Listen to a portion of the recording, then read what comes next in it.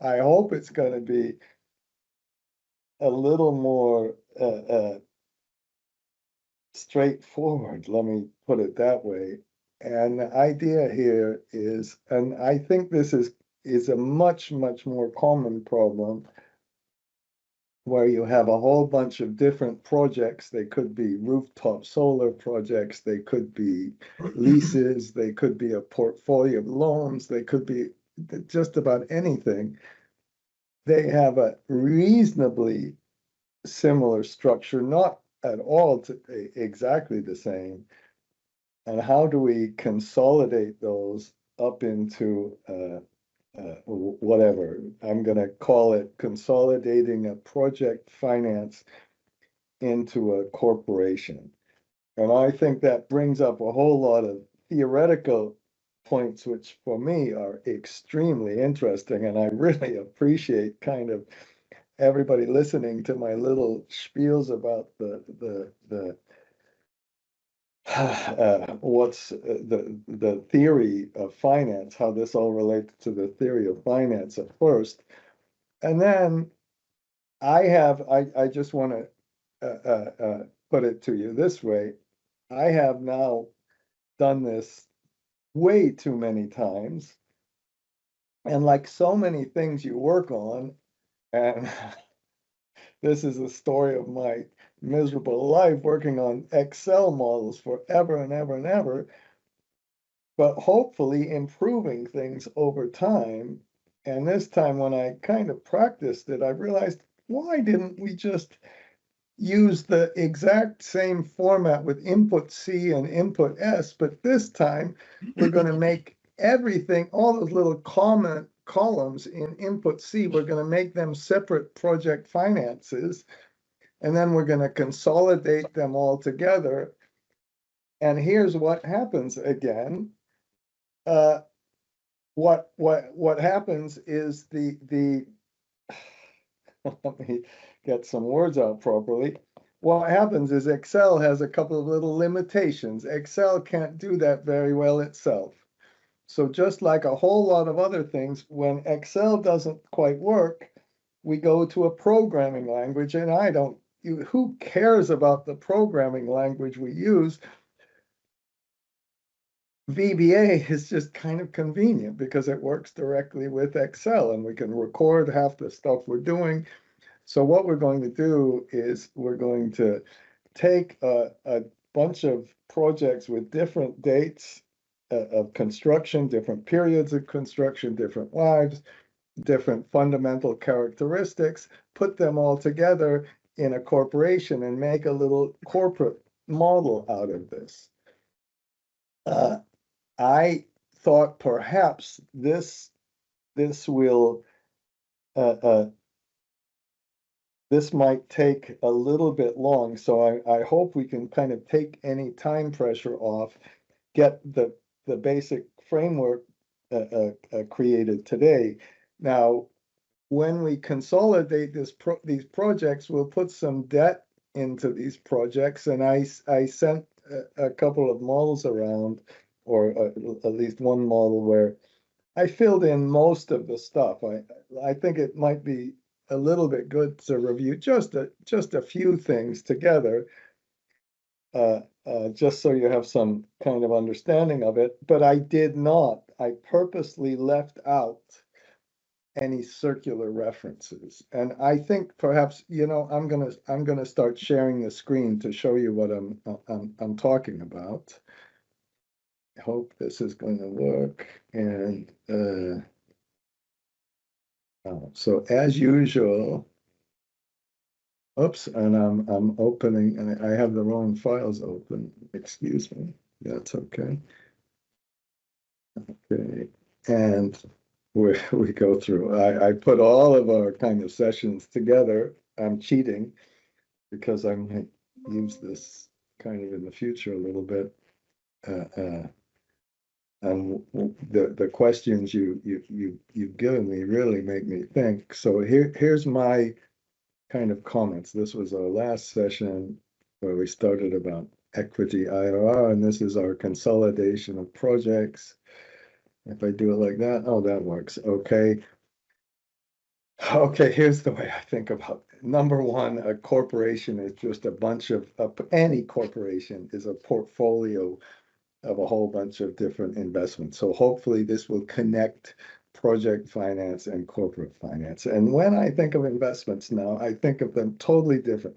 Anytime you have to wait to get a return, which is on almost anything, that's an investment. It could be an advertising expense, it could be an investment in your education, it could be just about anything. We have to wait and get a return. And the question always is, what's the return on that investment? And what should it be? So pretend here we want a valuation of a family. Here's the grandmother and the children and the uncles and the, whatever, the sisters. And for some crazy reason, we want to make a, a valuation of this whole thing. Well, these people are boring. Like they're like me towards the end. They've just got stable cash flow. These people might be at the peak of their kind of careers and they have strong cash flow and they've resolved some of their risks. These people are in a development period and they have high risks and you don't know what's going to happen. Now, this family has a big history. If it's a corporation, they have some financial statements, and we're going to use data on this family to try to predict what's going to happen in the future, which is the basic idea of any kind of finance. You need to predict the future and account for risk. That's it. How and then when we each of these I already said this, I'm repeating, each of these segments have different risks, but the classic problem in corporate finance is say, well, this family could last forever because these people are going to be grandparents and then they're going to have grandparents and all that. How do we make a terminal value of this thing with all these projects? And where does the value really come from? And the value comes from some kind of weird inherent in, if it's a corporation, skills of management in order to earn a return. And so here are the biggest problems for, in my opinion, about making any kind of forecast and all this crap that we can believe we can have some simple terminal value problem is an enormous thing. In the long term, all of those people in that picture are going to be dead. I'm sorry. And all of the products, if they were a corporation, all their products would be obsolete. How can we make this corporation that's supposed to land exist forever and ever into a valuation? That's our big problem. Let's not pretend it's not the big problem. The other problem is how should we assess risk? And the assessment of risk with weighted average cost of capital has so many different problems we can hardly start. Let's not get into the other one. Another finally really big problem is this if we have a corporate analysis now. I was debating on this one, whether just to dive into our kind of Excel with macros and all this, which I think I'm going to do, but in either the end of this session or the next session, I want to show you how the valuation of a corporation you can get by predicting ROE, WACC, and some growth. That's it. That's kind of what this McKinsey book has, and all these formulas you can compute from a corporation. But then we go to a project. We don't need a terminal value for a project. We do the thing over its whole time. We had all this discussion about what the cost of capital is for a project. The good news is most of it comes from debt. And when we have the stable, when our risk changes, which is a big theme all the time, our risk changes. But by the time we hit this mature level of a corporation, the cost of equity or the amount we need to earn on equity is a little bit higher than the interest rate, but it's not as hard as the other ones. If we try to compute return on invested capital, return on equity, or enter EV to EBITDA, PE, they're all meaningless. We can, and I want to do an exercise on this, talk about the price to book ratio for a project versus a corporation. Now, I study these companies, and in another session, I want to show you how to get you these in the old days, you could get this easily. Now you can go to Python, kind of like we had in our very first session, and start for me, this big ratio is what happens to the return on equity and the price to book ratio. This price to book ratio measures something really, really cool. It measures how much is a company, or in our case, our family, worth compared to how much we invested in it. That's a big deal. And the only way you get the amount of value to be more than the amount you invested is if you're earning a rate of return higher than your cost of capital. That's the only way that can happen. So I'm wasting too much time on a little bit of this theory right now. And I want to come back to it. I think I'll just come back to it. Here's a much more stable, boring company, and you can see that they have returns that are pretty flat, and at the same time they have price to book ratios which are higher than 1, meaning that these returns are higher than their cost of capital, and you can start to get all this information out of a company. This company, Orsted, was really, really fast growing company, and then they had problems with political risk in a certain country. They kind of crashed. It was kind of a portfolio of projects, and you cannot interpret the returns for a company that's growing in the same way you can interpret the returns for a stable company, in the same way you can take a company that's kind of declining. I think of GE or somebody. The returns versus the value is completely different. That's a little more advanced, and if you study project finance, you can start to get there. I'm going off track a little bit here. Let's Edward, can I ask something about Orsted very quickly? Absolutely. Yeah, the data you are sharing, is it from what year? Because I know that they got a big blow from USA wind projects because of the, I believe, some regulatory kind of constraints now they are facing with the Trump administration. I love so are this. these updated? This is, I just actually updated it last week. This goes back as far as you can. I'm going to go through. I'm going to go through how we can press a button and automatically update this, and what kind of ratios you should really look. The problems they had were with, they had to, in order to make an offshore wind farm, they had to pay a whole lot of money kind of for the offshore leases before they even get any contracts signed, before they do anything else. And they realized that the costs were going up, and they were hitting all sorts of regulatory problems. But also, this for me is the counter argument to project finance. Project finance, a bank would have, that now this is not quite fair. This is not quite fair, but a bank would not have allowed that kind of risk to be accepted, but you can call that a development risk. So there's a little bit of nuance here, but my big point about studying this company is that they did a whole bunch of projects without getting bank approvals, without having that stamp of approval of project finance, which is so, for me, absolutely essential in establishing what the risk of the project is. So can I come back to that, Abdullah? It's a great question.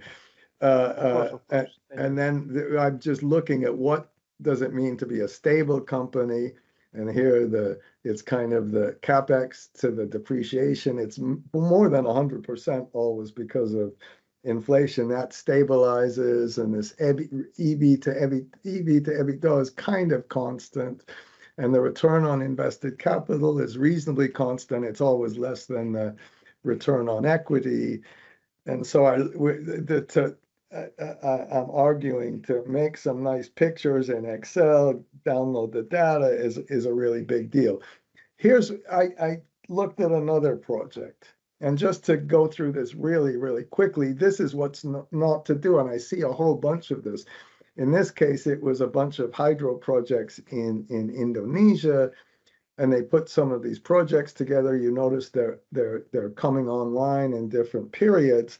When they tried to make their model, they tried to put all of these things with the the timeline with year frac, and they had all these formulas just to get the dates correct. And then uh, they whatever they put all the interest together. They had all of these really long formulas. My argument today is going to be to say make a separate little project finance model for each of the projects, and then we can understand the risks over time. And again, this is some of the bad. There are so many formulas like this when you try to do it. How can we really simplify it? So what we're going to do is I'm going to open there. I sent two files over. This is not the one we'll use, but what we'll do is we'll take uh, uh, this kind of input C, which looks a lot like our initial input C, but we have this time different start dates, different construction periods. This time I'm going to argue, and this is one of the big problems.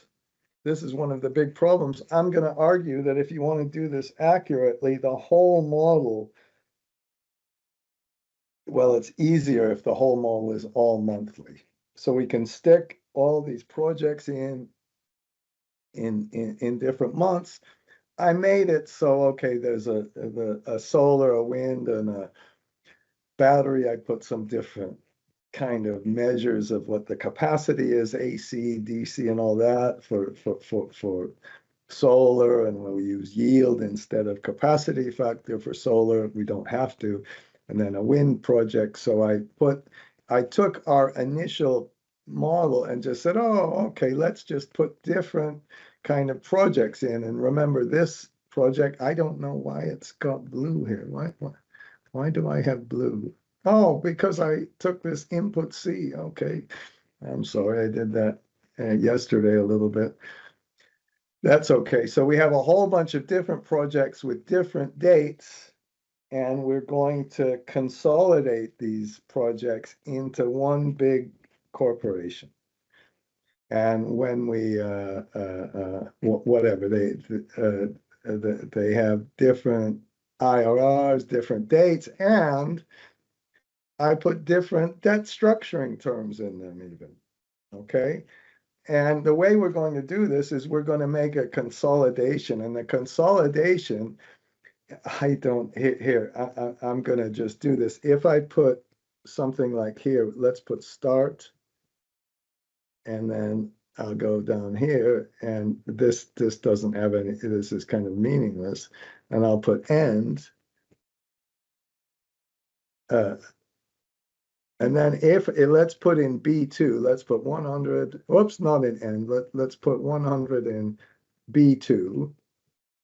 And in this one, let's put in B2 200. And oh, I've only got two. That's totally fine. If here we put sum, and then you put, oh, I've got to put start, and then I put an exclamation point, and then I put end. These, of course, could be any numbers. Oh, shit. I can't even remember. And then do I put start, comma, end?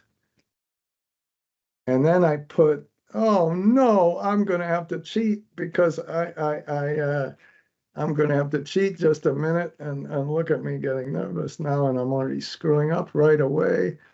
If I have to go to my website to remember this silly formula, but because I forget it all the time, I put it right in the beginning. If we go to project finance and the one that says consolidate projects, and I hope I've got it right here. And here, sum start, I meant to put a colon end and then an exclamation point. Excuse me for messing up. Okay, start. Colon end, and I've done this so many. How could I not do this? And then I put B2. Okay, and then it just adds everything in between start and end, and that's an ancient it's an ancient little formula, but it can be effective if all of the projects have the same structure.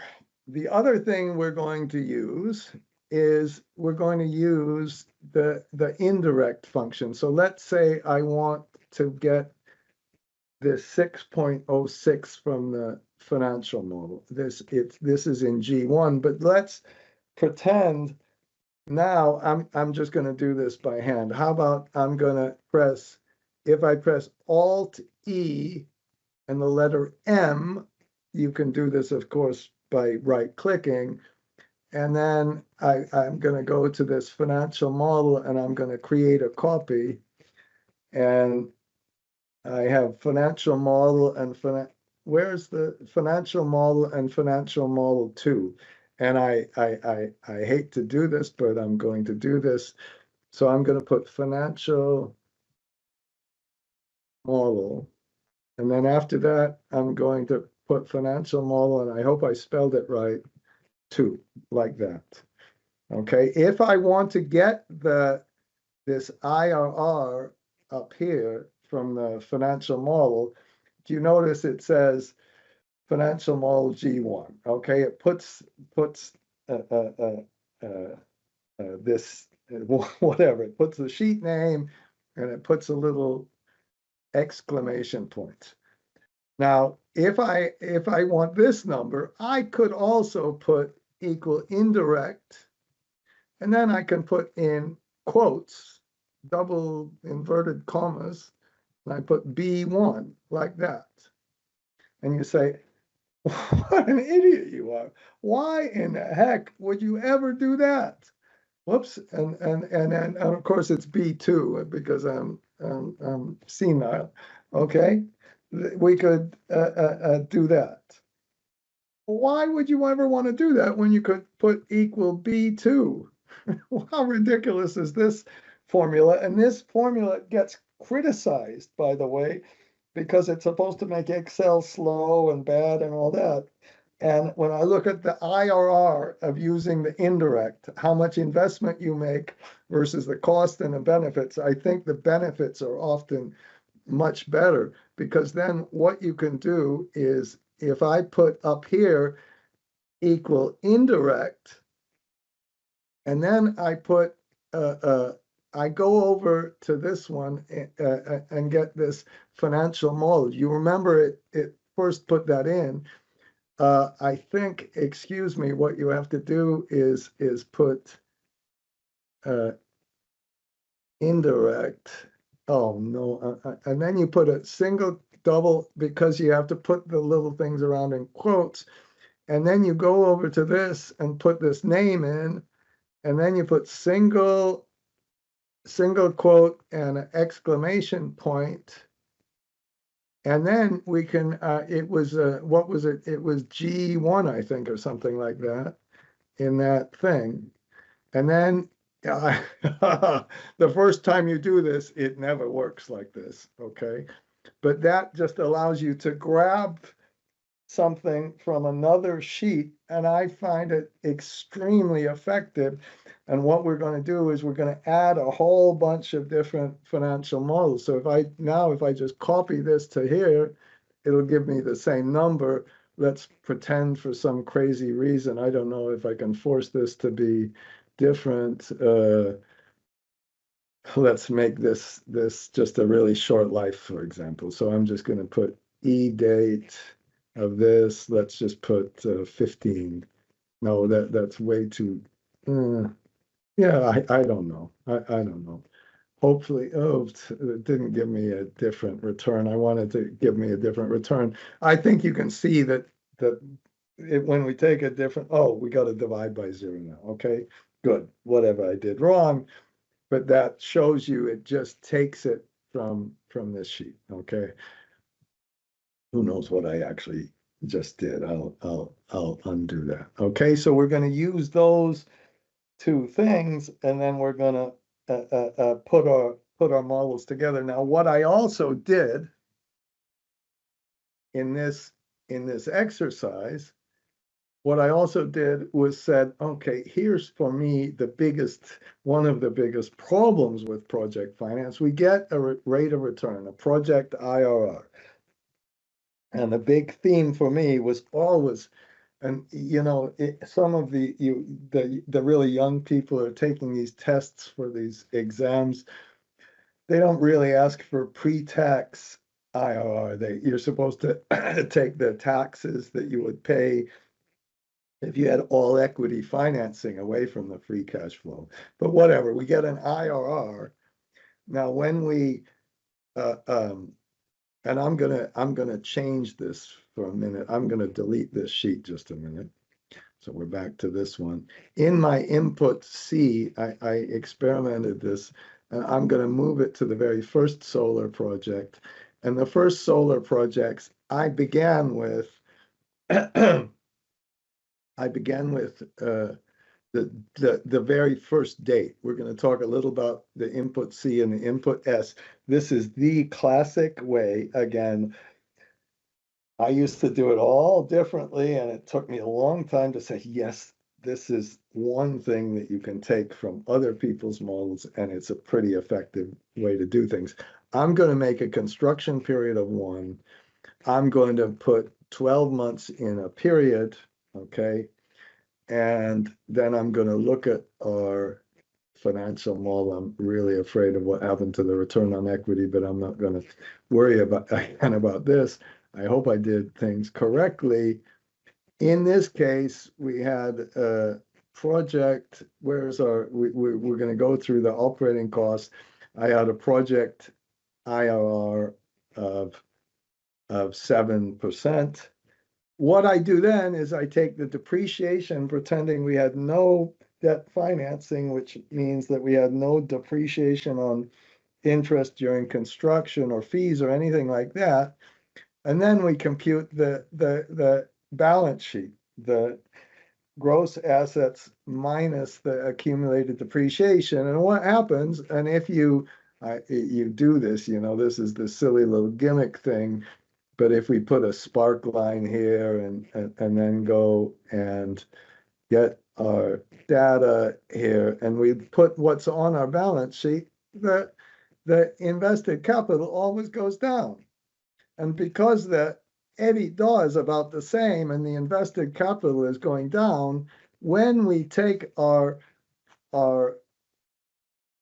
compute our return on invested capital, which is just the earnings after depreciation, you can call this net operating profit before tax if you want, NOP, BT, whatever, make up a name for this. That's about the same or going up a little bit, but the invested capital is going down. So this rate of return that you actually observe when you compute a financial statement is always going up. This demonstrates why in project finance you say, the financial statements are irrelevant. But you know what you can do is you can compute a weighted average rate of return.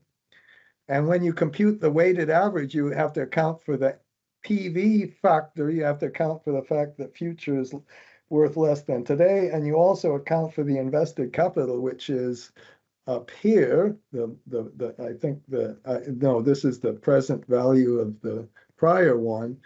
And then you just do a weighted average. You weight and you put a 10% weight on the first one and a much lower weight on the last one, and you compute the weighted average return, and you get exactly the same number. So you see that the ROI and the project finance are the same over a really long-term period when you're discounting everything at the IRR itself. And then you can compute this thing called economic depreciation. And instead of using straight line depreciation, you compute economic depreciation as the change in the value. We've got an NPV formula that just keeps going down here.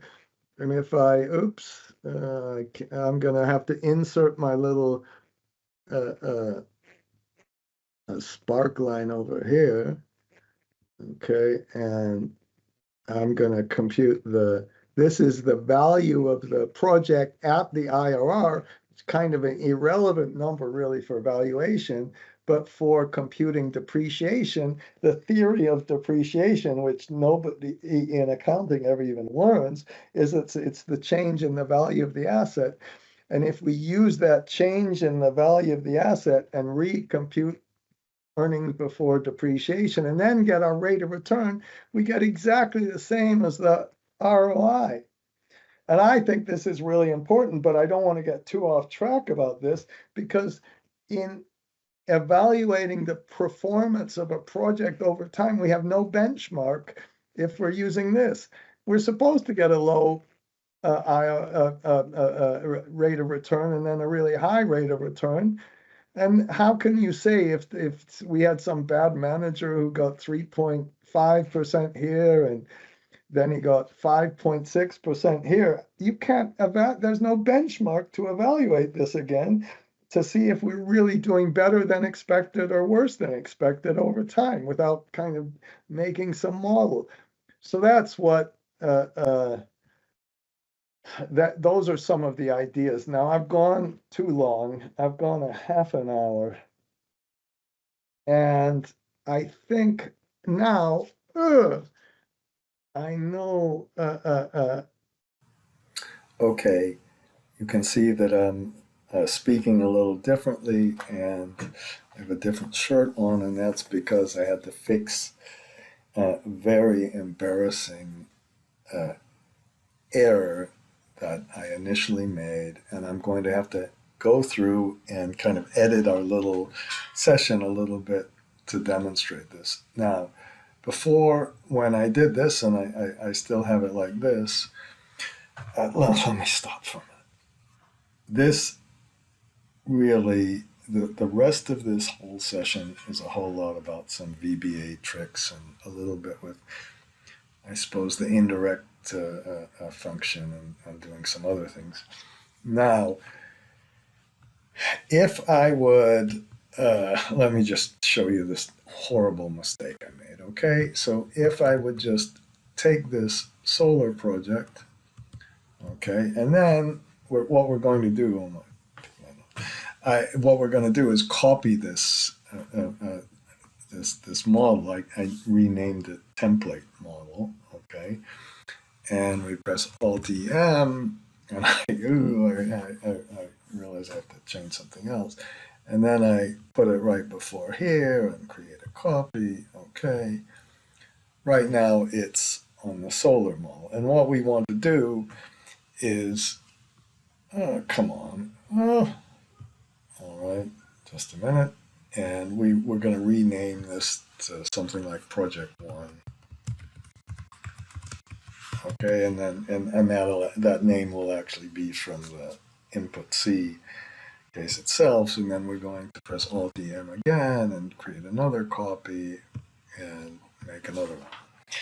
Okay, and what I'm doing is demonstrating something that was very, very important in the case, and that is a mistake I made. And let's put this as Project 2. Okay, and now let's just say, okay, what I did first was said, oh, okay, we can just change this from Project 1 to Project 2 when we copy it. But if I copy this to Project 3 here, okay, each one of these will be Project 3. We can't do it like this. We can't just take our old index function from our input C case. What an idiot I was. What a stupid goddamn idiot. And I'm having to rewatch myself talk. God, it sounds like crap and everything. It's hell watching this. Okay, so here's the way that what you have to do is on this one, number one, I put a little code number here. So if we have Project 1, this could be 1, and then in Project 2, this could be number 2, okay? And in this template model, we could leave this kind of Project 1 and Project 2 in here. And what we have to do is make sure if it's Project 1, it takes everything from this column. If it's Project 2, it has to take everything from this column. Okay, that's just what an idiot I was. And here's the way we could try to do it. Now I'm probably going to screw up again. What we need to do is we need to change this number when we run through our macro. We need to change this number from 1 to 2 to 3. And then when we change this number from 1 to 2 to 3, it's going to take a different project. And the way we can do this is put equal index. And then I'm going to go to my solar capacity line in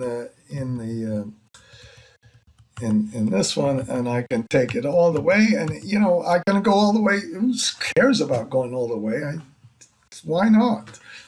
And then this time, instead of doing it here, if I push number 1, it's going to take the solar capacity.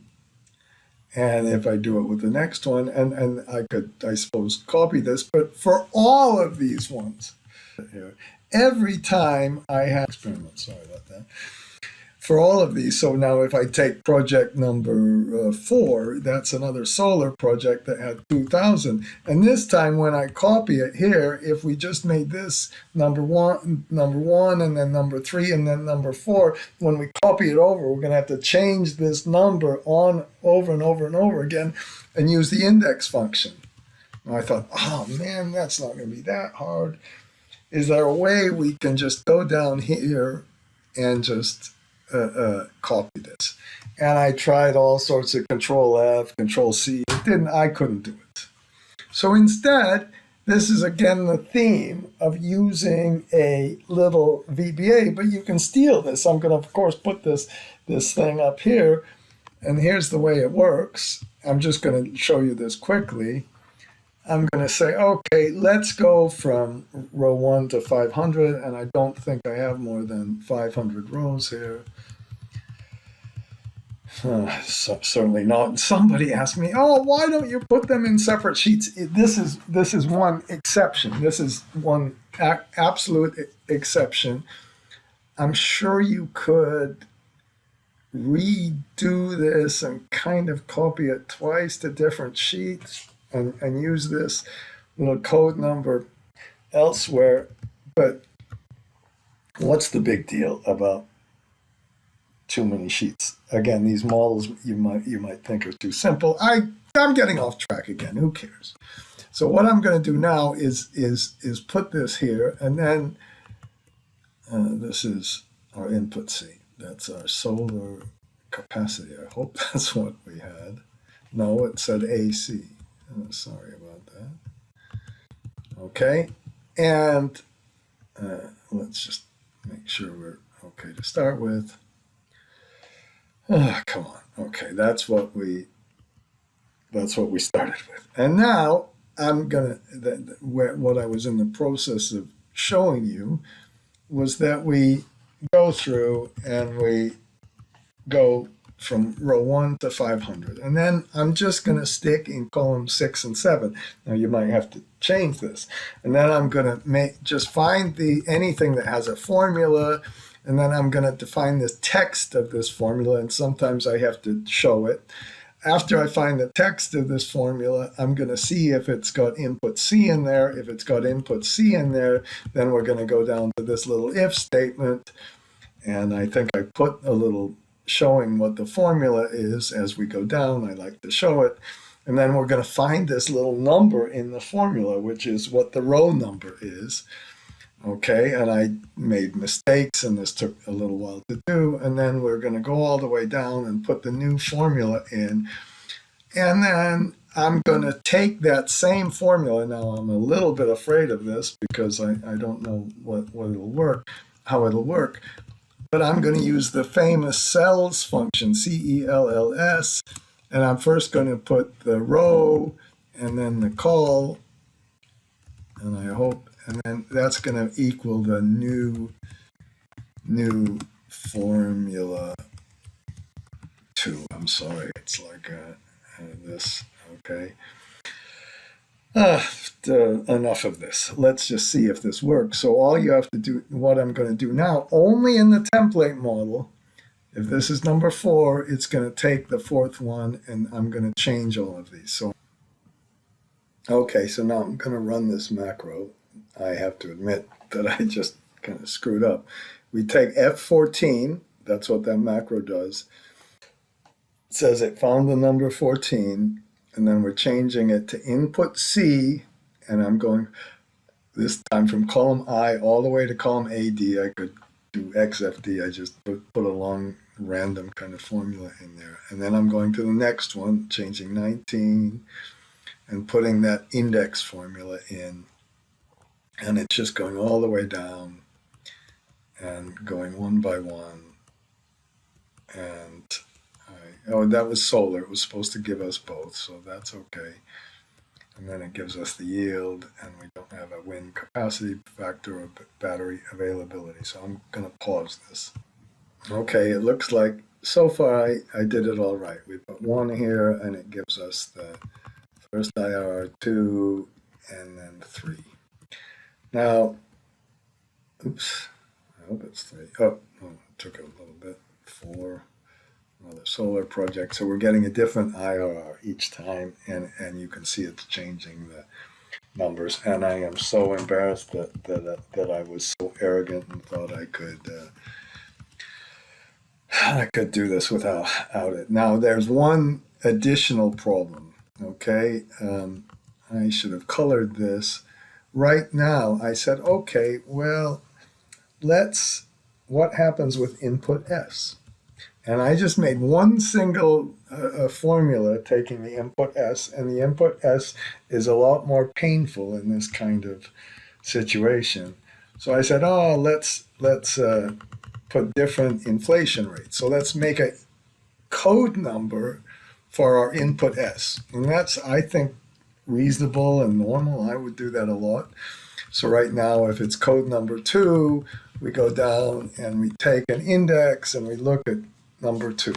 Okay, we could even, suppose if you want to get really fancy, we could even go to home and conditional formatting and watch me screw up by wasting time on this again, put a new rule and use a formula to get the new rule. And when this one we want it only to stay in F equals this one, then we'll do some kind of format. Okay, whatever. Okay, good.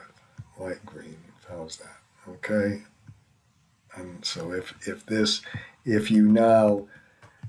we would change our project and put our project to solar or something, the first one I made that code number 1. Okay. All right, and that's how you'd normally do it. But this time it's a little bit tricky because it's the same problem.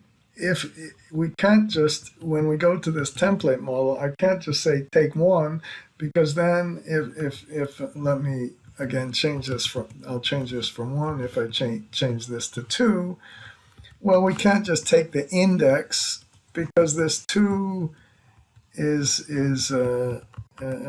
comes from here. And let me just explain this a little bit better. This one just said take the way I had it, just take line number 10, and we're still in inflation code 1. We need to take it from this inflation code 2. So I did a little thing here. I just said, okay, let's get the row number here. And the row number, we just put equal row like that. That's good enough, isn't it? Okay. And then to do this correctly, so right now it's on solar, but it should be inflation code 2. So it should be this 2.5, not the 3. But right now, when I use the lookup, it's that. What we could do is say, well, I said this is 2, so let's use a little bit of a lookup here. I think that's going to be fine. We just said look up this one, and if it's number 2, we want to take it from row 11. And then instead of doing this lookup, we take this last one away and put indirect. So this is a pain. I know it's a pain. And instead of doing it like this, just put indirect like this right in front of it, and then it won't be quite as much of a pain. And you let's make this one a whatever a thing, and then instead of the 10, call it 10, we put an and sign, and we go to the 11 instead of a 10, and then we put another and sign, and then whatever, a double inverted comma, and then a double dot, and then another double inverted comma, and then another and sign, and the 11 again. Okay, what a pain this is, and I think I better press F4 on this one and press F4 on this one. So I think we can continue the video, and unfortunately, input S is a bigger pain for all of this. So again, my arrogance was saying I can do this without index, even though I've used index every time. I thought maybe we don't really need index. What an idiot I was, really. So we need to use index all the time for this one. And now let's just continue with Nikolai. Sorry about. I was going to have you. Oh, No, this is right. Which model did you open? this is the solution, and then this is also. Wait, No, let's use the solution. That's Okay. fantastic.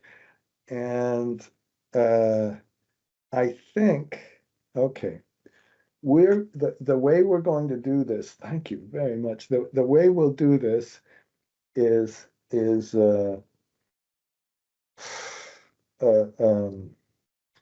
how about this? Could you just there's right there on that spinner box, can you just push the drop down box up or down? Yeah, use one of those things. Use the spinner box, okay? That one might not work. Yep. Oh yeah, it Yeah. works. Okay, fantastic. Oh, Nicola, just keep going. So what we're going to do is make a separate model for each of those and consolidate it. And it's a lot easier than you think. How about this? Let's just create a macro, and how about that the file called financial model. I hope this is working. Could you rename that template model? It's a model that has all of those things together. And This what we're one? going, yeah, perfect. And then let's record a macro. So what we're going to do now is just copy this same model for, I don't know how many different go back to the input C, how many different, Well, we had 12 different different project finances. That 12 could be 100.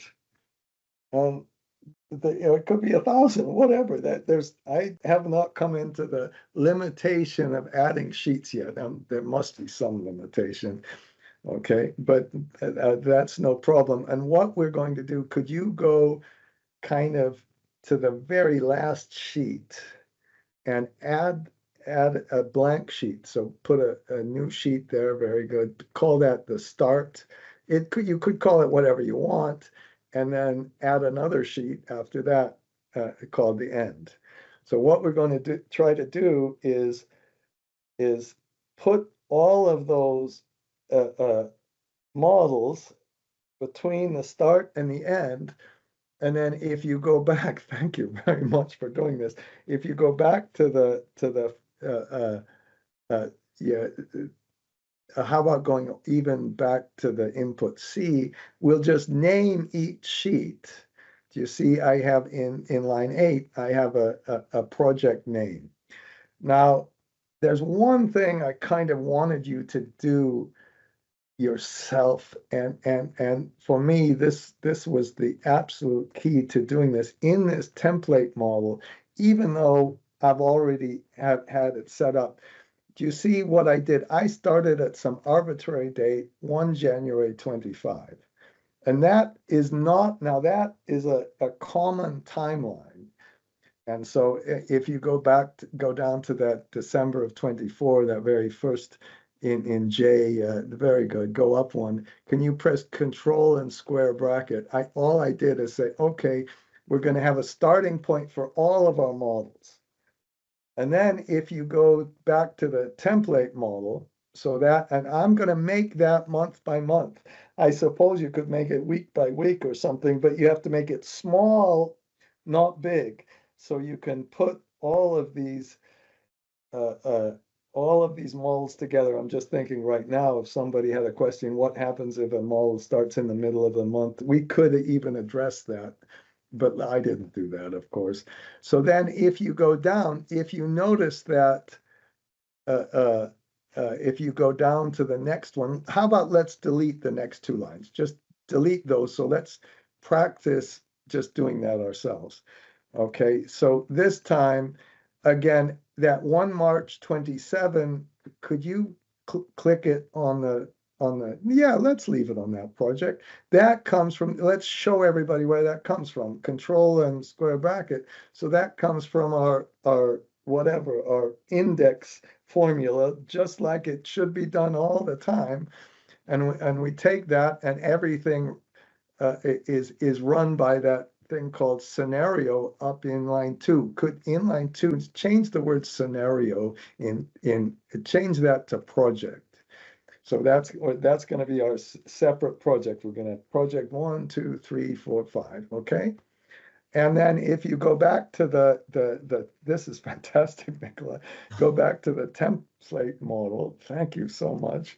And then, so the first thing we're doing, unlike before, we're going to use an and statement, and thing. So on K, just put equal and then you notice how I use the beginning of the month. So go up to the 1 January 25, people could argue with this, and put it greater than or equal to, that's when we're going to start our construction, go to F6, and maybe okay, let's just press F4 3 times or something. And then there we go, like that. And then press enter on the K4. Could you put a $ on the 4 and okay, and very good. And then we're not finished. And then instead of that last bracket, put a comma, and let's make it less than. No, go up 1 to 1 January 25 again. Sorry about that.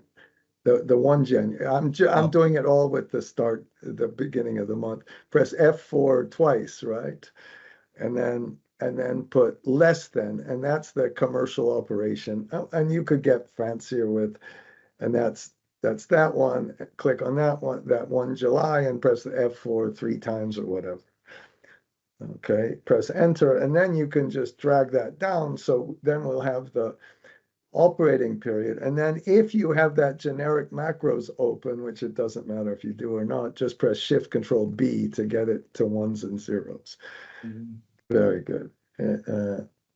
Fantastic. Okay, so then you can see now if you change by using that common timeline, we can just slot projects in at all different dates. And then when we put our consolidation together, we'll use that same timeline, and some projects will be coming in and some projects coming out.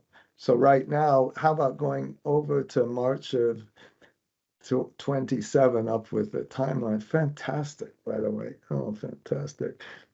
And then you can see that we started our construction, and if you go down a little, you'll see the construction. Can you just go down and make sure that we kind of that we had 16 construction months. So we put our CapEx here for 16 periods. And then if you go forward, I put some inflation and some revenues and all the blah, blah, blah, keep going down.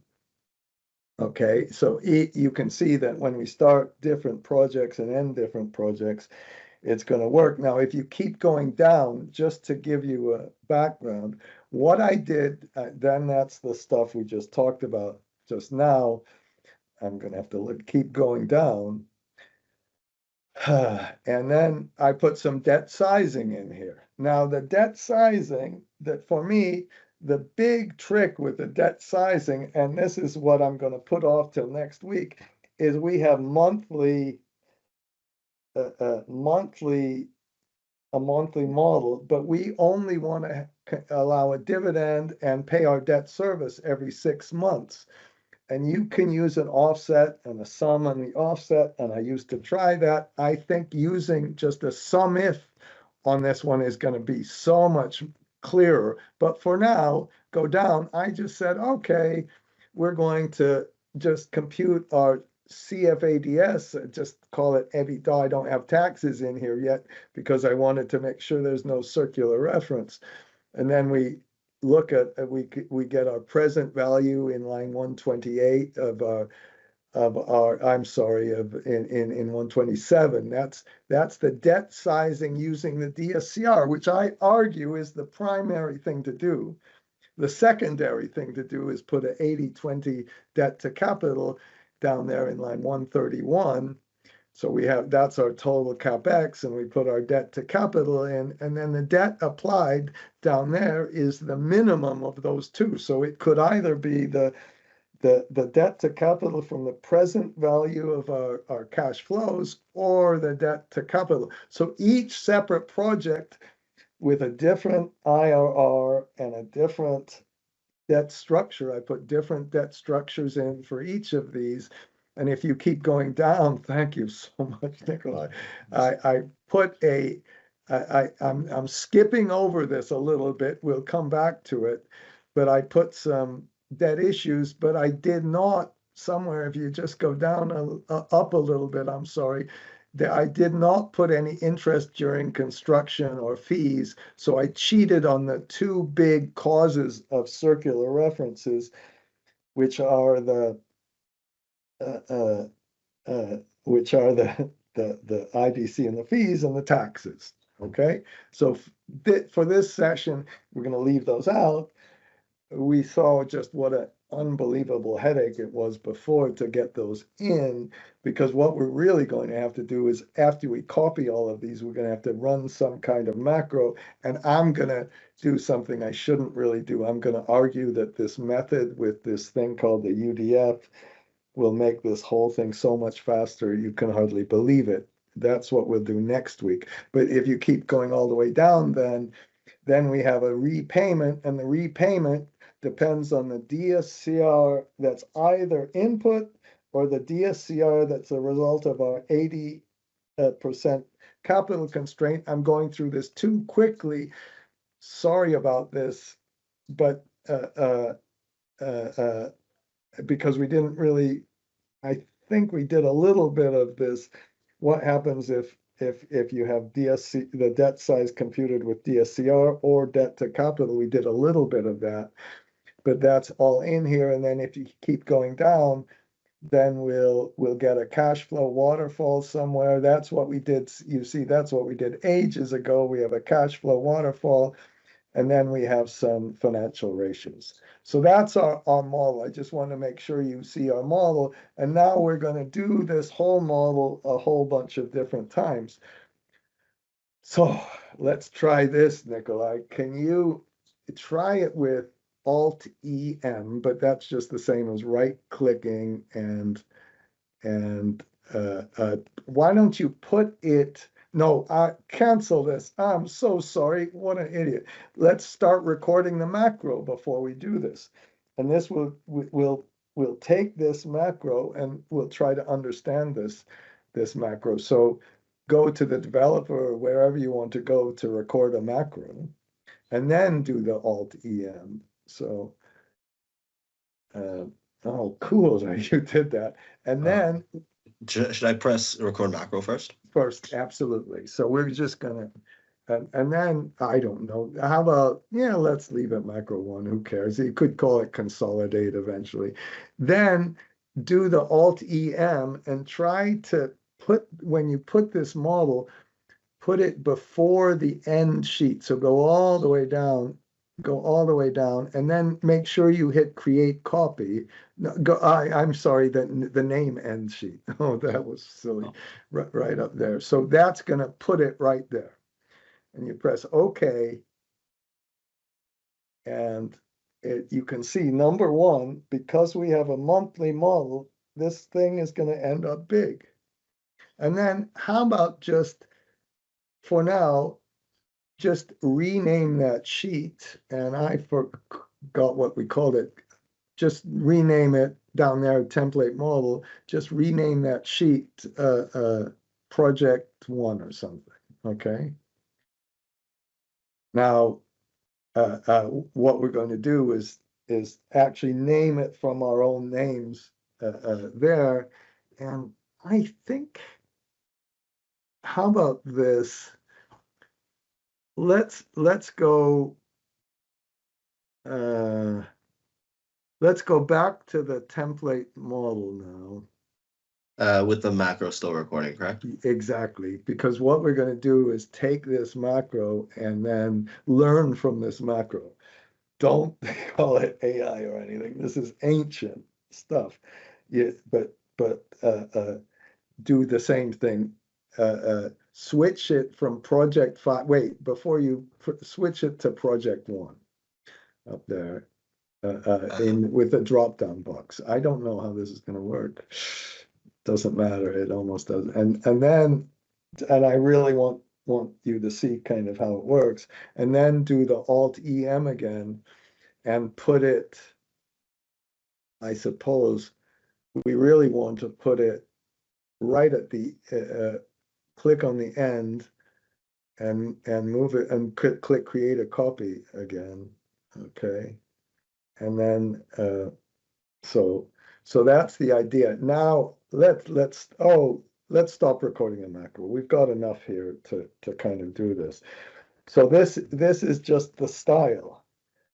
And I know Microsoft in its propaganda and everything else says, you're not supposed to use this VBA anymore and all that. And I'm sorry, it was so nice to be able to let Excel do a lot of the programming for you and then just learn from that programming. So now let's look at the macro and let's just, so this is going to be a little more macro kind of oriented session where we focus a little on this. So how about just going to macros and then go to this workbook and oh, that's okay. And then what did we just call it? Macro 1, I think. Yeah. And just edit that, okay? So, and could you just make that larger? So we're going to, I see. So this didn't work at all, that previous sheet crap, but and that drop down thing didn't work at all. Okay, how about this? Let's go. Do you see that little green thing, that the single inverted comma? Go down to that single inverted comma down there. Can you, let's press enter and let's make, that's a comment. That's going to be ignored. Put another single inverted comma and put, let's just write some stuff down. We're going to use the dot count. So just this is just a loop going around, or just put loop around all projects. Okay. And then when it go up to where it says dot count, put to find the total number of projects. Okay. And then we're going to loop around all projects with for next, put space for, and they're FOR, that's fine, totally good. I'm glad you, with the for next. So we're going to go around and around and then press enter. And then we're going to put another dot. We're going to change the name of the sheet.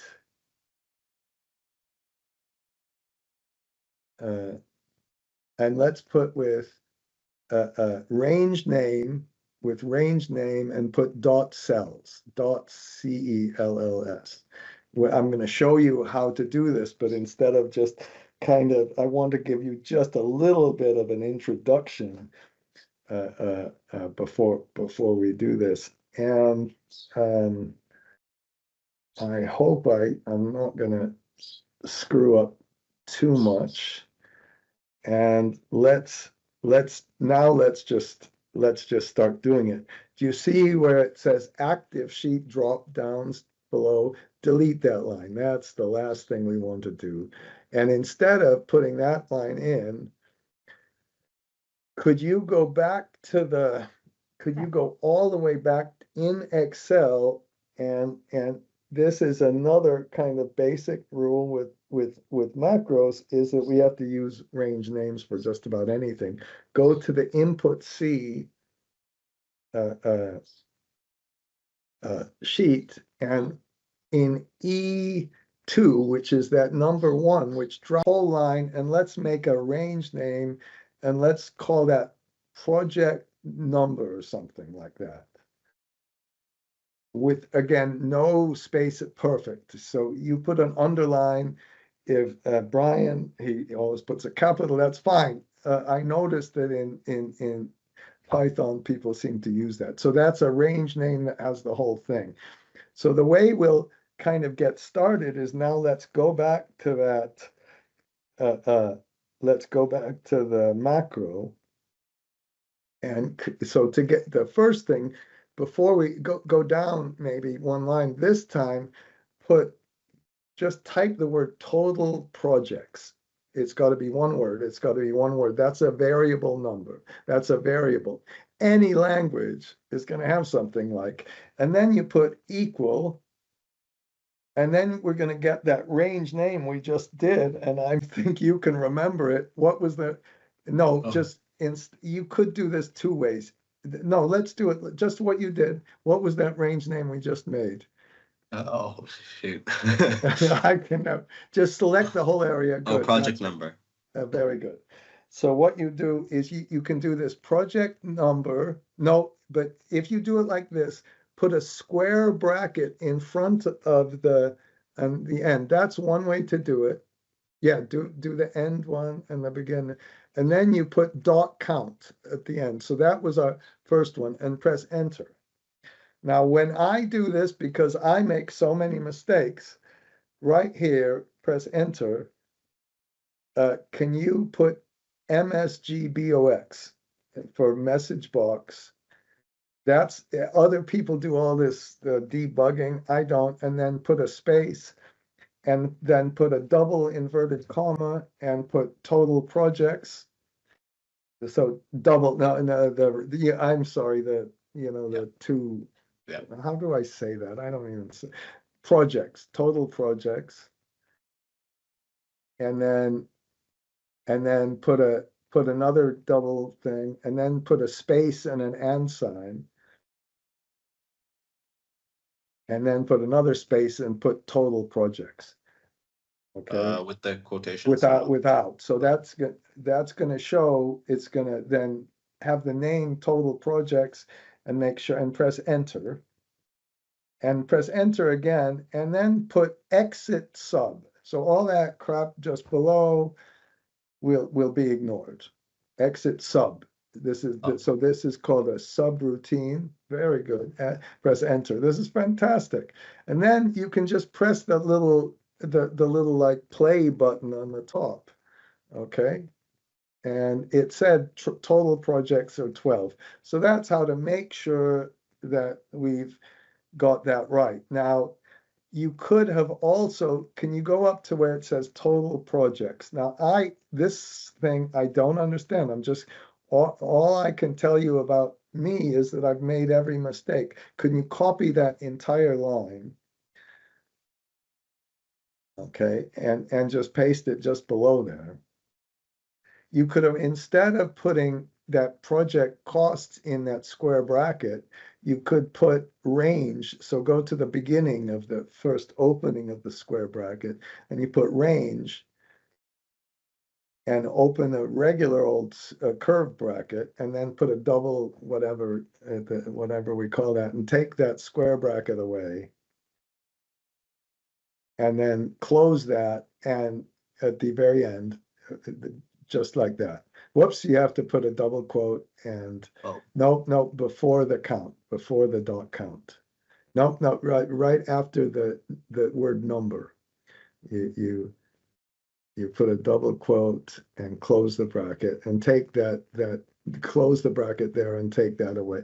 You still put dot count. You still put dot count. It's just two ways to define, no, outside of it. It's two ways to define the range name. Now that first one is a little more, it's easier, but it doesn't always work. I swear it doesn't always work, and I don't know exactly why it works. So if you now do the little play again, it should give us, of course, the same number. Okay, so that's just two ways to do it. What I've found is when you use numbers that square bracket always uses, sometimes when you use the range name for kind of words, it doesn't work quite as well. Okay, and now what you can do, we don't really need this anymore. So can you put you go to the beginning of to the left of the message box, and you just put a single quote, and then that will be ignored then. Very good. And now let's go down. Okay, so just go to the next line, go up one, and then we want to go around all the projects. And the way we can do this is we could put 4, and then you've got to make up a name. And let's put 4 project. This is dangerous, but I think that's just a variable name. And put 4 project equal, and put just 1. We'll start with 1 space TO space total projects. Okay, so that's going to go around all of the different projects. And whenever you do that, you press enter. Now, every language has one of these things. Of course, every language has a loop. That's a basic thing. And that's the real reason we have to go outside of Excel. The only thing that Excel seems to do that's anything like these loops is a data table. But remember, that data table sucks. So, and press enter a few more times. And then you press enter. Yeah, okay. And then you put next space project. So that's just going to go around from 1 to 12. Okay. And the big thing we do here is up right after, go up to just after that project, press enter, and then up in the loop, stay in that loop. So everything there is going to be repeated 12 times, but press enter a couple of times. And this time go up and press the tab key. It doesn't matter that you do that, but that's just style. And you put a square bracket, and let's change the scenario number. So put scenario. Remember, that's a range name. We just saw that, and now I'm not sure if you have to really do this. Let's just try it without. Equal, put equal, and then put project. And do you understand what that does? What that does, if you can understand what that does, that's the key to doing a whole lot of things, making a data table that's flexible, doing a whole lot of things. You're changing that scenario code from 1 to 2 to 3 to 4 to 5, and each time you change that scenario code, it's going to it's going to change the scenario, and then we can go down and you see, and we can copy the sheets one by one by one. But what turns out to be, let's do it like this. Let's do it like this. And I don't, how about just, can you, what we really need to do is make sure that we we go back to the input S. how about up there where it says total projects? Can you go down and put MSGBOX, message box, and put double, just a simple one, just put double quotes, no bracket necessary, and put pause, just put pause. And then close that. So what we're gonna do, let's see if each time and of course, I did this a little bit badly, that sheets input C dot select, that should have been that should have been before the word scenario. That should have gone first. So we're always going to go back and take that and let's and it doesn't matter for this one, but it will matter. Perfect, very good. And let's just run that to make sure everybody can see kind of what we're doing. So we've got one, press OK, and then we press 2.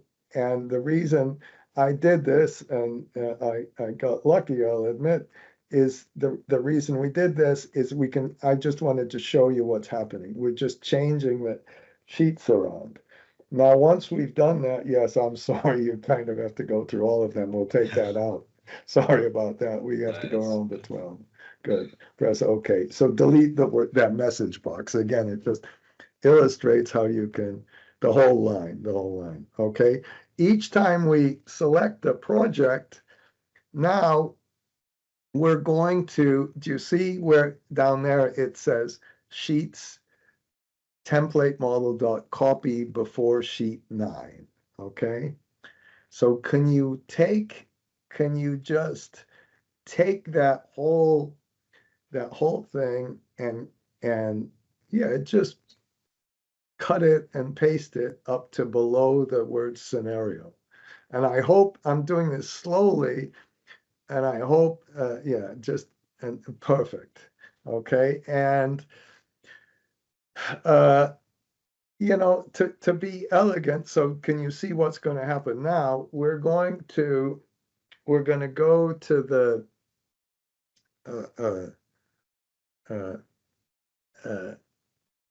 excuse me, we're going to go to the template model after we change the name, and then we're just going to copy it, and we're going to copy it before sheet 9. But I want sheet 9 to be a little more flexible.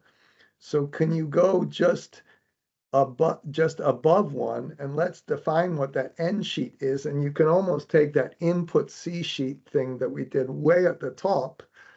Do you see where we did input C? You can copy that whole thing and paste it down to just below the scenario, okay? And let's call that end sheet this time. End sheet, END, I'm sorry about that. Very good. No, that's fine. I don't know. Maybe it was better. And then change input C just to the word end. Remember, we did that. So if you can use simpler names, actually, that's a big deal. And then, you know, I guess we can leave sheets template model that all the time. And then we're going to copy it to before where it says sheets 9, change the number 9 to end sheets. That end sheet, that number 9 is going to change each time because we're going to keep adding sheets, and I hope this is all going to work. So this time when we go around and around, we're just going to copy it and then go back and start again. And I hope this is all going to work out okay. But you see the next thing, if you go down to where it says sheets template model copy, the next one after that, I'm sorry, the project one, let's do the same kind of thing. Okay, so take that one. Now what happens is press enter, and where it says sheets model template 2, well, that's going to change all the time. Something that I'm just going to tell you is that just change that whole thing where sheets all the way to the dot name, all the way, and just call it active sheet. Leave that formula, but active sheet, You can do that, active sheet dot name. Okay, equals project one. So we're gonna make all of our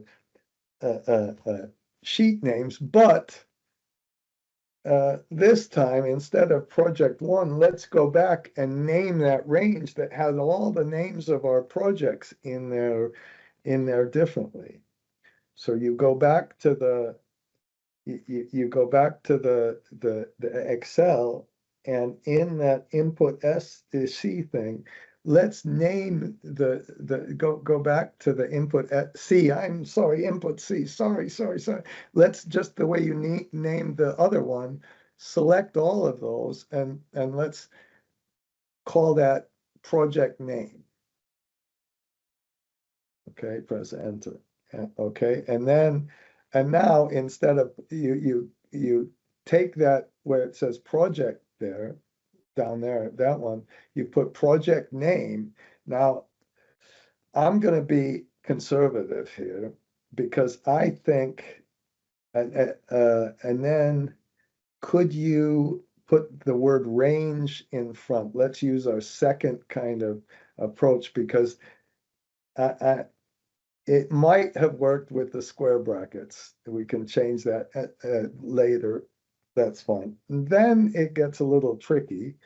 And then this is for me such a key thing in doing all these loops is that if you put dot cells, and I should have put that as kind of one of our really key things to introduce this whole thing. Cells is for me a little bit like index. You open the bracket and it says, take that range name, and that range name could have different rows and different columns. Well, we only have one row, so put 1, 1. And you have to be a little bit careful. And then instead of putting 1 there, take that second 1 away. That's going to be project. That name is going to change from when you go across the different columns. Remember, up when you did that for loop, you said for project equal 1 to total projects. Projects can be 1, 2, 3, 4, 5. So just type the word project and close the bracket. Do you see how that works? Now, what I do to be really safe on this is you go all the way to the very top, and some people, and this is the different languages are different, all the way above sub, all the way way at the top, and press enter. And some whenever you have kind of an array starting with a loop, an array, sometimes you start with 0, sometimes you start with 1. Can you put option base 1, option space base space 1? And what that means, and if you press enter, it'll show you did everything okay. And that means if you ever are starting to count or have something that goes into different slots, 1 is the starting point, not 0. I didn't probably explain that very well, and other people don't like that so much, but I do it just because it's an old way to do things. Okay, so right now, so let's just go through what we've done right now. So we go to if you go to that loop, we start with number 1, we go around it, we define that scenario number. Once we define that scenario number, we see what the last sheet is, that end sheet. Then we make our copy. That's the big deal, to copy that. And we always put it right before the end sheet. And then after we copy it, we change the name of the project. And then I think we can try it. I'm afraid to try it, but let's run it.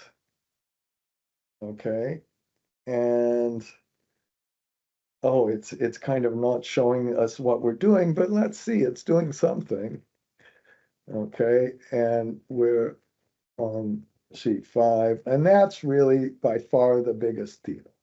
Because once you've done that, then remember I showed you we can start consolidating things from sheet 1 to the last sheet. We can look at how many dividends we have, and we can try to start really creating a model. So let's go to Very good. Okay, okay, now, I suppose if, we left that template model in, go to the, we can, let's delete that by hand. Let's delete that by hand. But uh, what we have done is, and let's delete the word project one let's delete that now. What we'll kind of do is set up a different, back to that template model. And in the next session is we might have a bunch of lines for a copy and paste loop. So let's just illustrate how that works. So go down all the way to the bottom, maybe, and go down. Yes, perfect. Just right in line 264, to something like that. Go to B264. Maybe all the way to B, and we'll put copy and paste block, something like that. Okay, and if we have this nightmare of issues in project finance models, and anybody who says to you, oh, you can make a project finance model or a corporate finance model or just about any model without circular reference, it's a lot of BS. I'm sorry.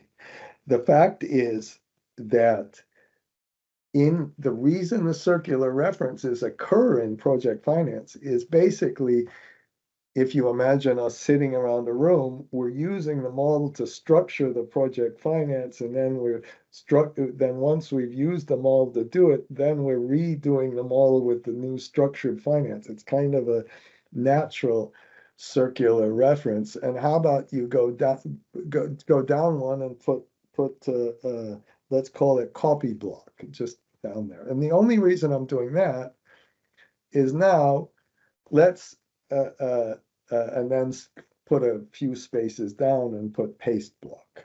So we're going to put taxes in here, and then every single time we would do this whole procedure, we'd have to run a copy and paste macro.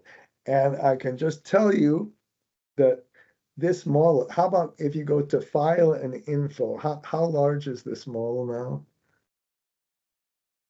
Go up to info. Oh, now it's 11 megabytes. It's starting to get large. And can you imagine if you had a bunch more projects, it would get even larger. And when you run these copy and paste macros and the reason it's large, I hope you can see that we almost had to make it monthly to really make it work. Okay, if we didn't make it monthly, we could only add projects at the beginning of a new year.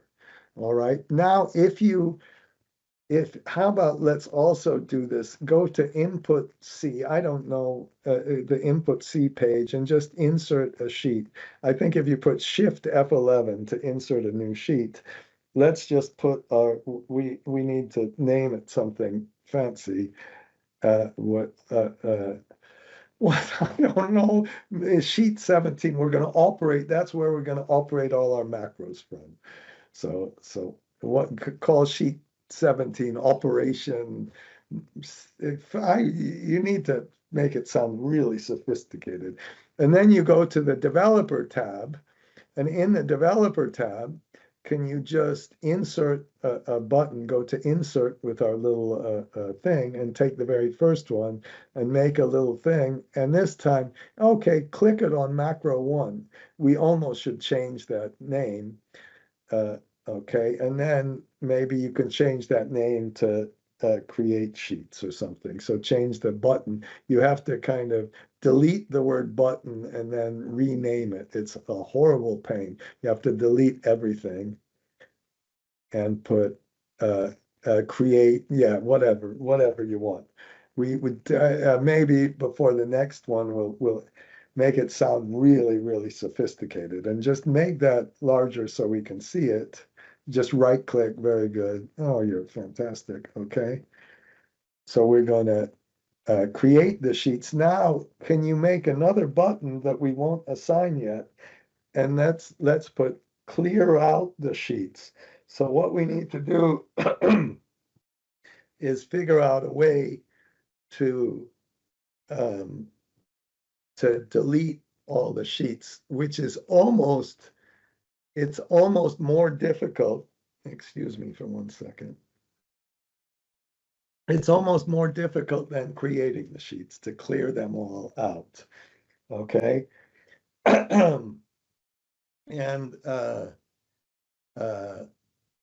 I think that's okay. Now let's go to our macro again. And this time when you go to the macro, I'm going to try to do something with you that I haven't done really with others before, is go to the, do you see it says insert up there, up in the menu, and insert the thing called a user form.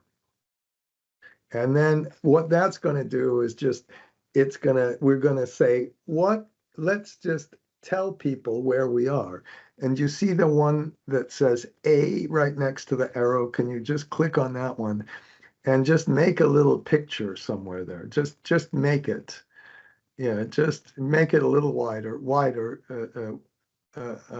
Yeah, and in that, we're just going to say copying. We'll leave it blank right now. And we're even going to go to the window and go back to your go to window up there and go back to the one we were just working on before, which was module 1.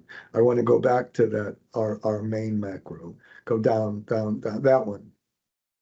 Okay, and on that, we left it macro 1. Now what you could do is let's just go upstairs before right, you're on sheets, template model. Could you just go up 1 line from there, from where you are? You're stepping on just below sheets, up 1 and press enter.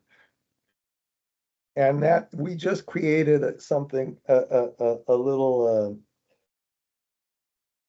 user form called, it was called user form 1. So what you do, you don't do it exactly like that. You put user form 1 and then put dot, and then you put label and you click that label 1 and you put an equal sign, and we're going to use the same kind of thing. Put a double in the whatever, a double comment, and put copying sheet. One word. This is just a no underline, just this is just kind of a word. And then put another space and then a double thing, and then put another space and an and sign. And then let's put how about put range project name dot cells. It kind of, you can almost copy it from down where it says active sheet name down there. Very good. And don't worry about that. Very good. Okay, so, and then here's the trick. You press enter, and I think you have to type this word, which is painful. Put do events, do one word events, and that just says it's changing the label. Press enter, and then below that you put user form dot show, user form 1 dot show. And then you have to put this horrible thing after that, put a space and put VB modeless, VB MODLESS, like that. And it should capitalize the letter if we did it. Okay, press enter. Very good. So this took me, I had to steal this from other people and all of that. And what it should do without pausing, it should show what we're on. Let's test this out. Now, to test this out, we have to manually go and delete all the existing sheets between sheet one, between the start and the end. So go to the, kind of go across, very good, and just delete those sheets. You know, you can kind of do a little control, I think, or something. Very good. Very good. Okay, and that's, we're gonna make a macro that does that, okay? Very good, but don't delete end, okay? So now let's try to go all the way to our very first sheet and let's see if this still runs. So go to our fancy, you just made that fancy sheet, that operation, right? Where was it? There it is. Just put create sheets. Let's see if that kind of works. So now what it should be doing, oh yeah, it did it with project 2. I'm almost saying that's good enough. Uh, uh, why didn't it work with project 1? But it's just all we're doing there is going sheet by sheet. Now I use that a lot, because if you've got something that's going to be pretty slow in Excel, imagine you had 100 different sheets. Psychologically, for me, it's a big psychological thing to, number one, put a little timer thing to see how much it's really taking. And then number two, uh, uh, uh, it just, if we were just watching this without seeing that, it would seem that it's just taking too long. So it helps that. But you notice what it did? It left the last one in. So go back to the macro. And what you can do this time is, so go back all the way to the beginning.